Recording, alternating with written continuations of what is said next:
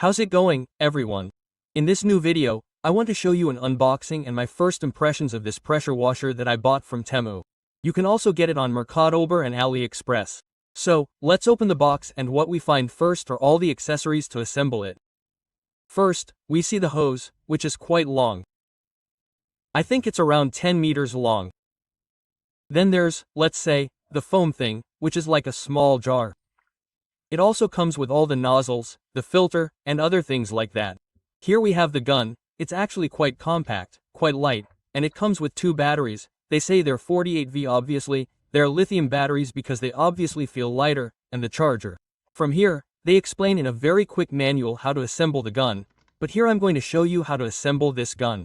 First, we're going to put on the first part, the hose, which is the gun connector, and on the other side, the filter. Next, we connect the extension cord, which is quite easy. You just screw it on.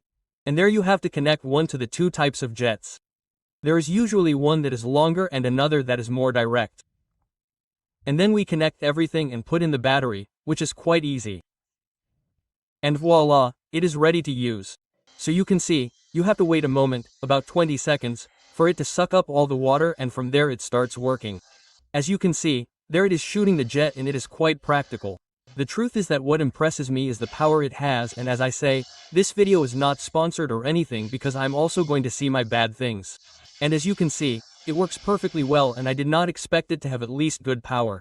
And, well, then we're going to keep using it. For example, this is what I have at home, and, well, at least it has good power, because, yes, don't expect the power of a normal pressure washer, which has much more, but, well, at least for basic things, like, for example, removing a vehicle or things like that, which, well, normally one has a bit of difficulty, well, it's quite convenient.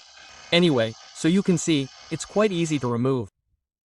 That's not editing or anything like that. And so I started in doing it. Well, let's say that the only bad point I see is the battery, because if you use it continuously, it can last 10 to 20 minutes, but, well, I imagine that for something like that, let's say, for a vehicle, or if, suddenly, you have to do something so basic, I think that it's more than enough, because the price of this thing is very affordable. It cost me just $20, and for $20 for something like that and including a spare battery, it's not bad at all.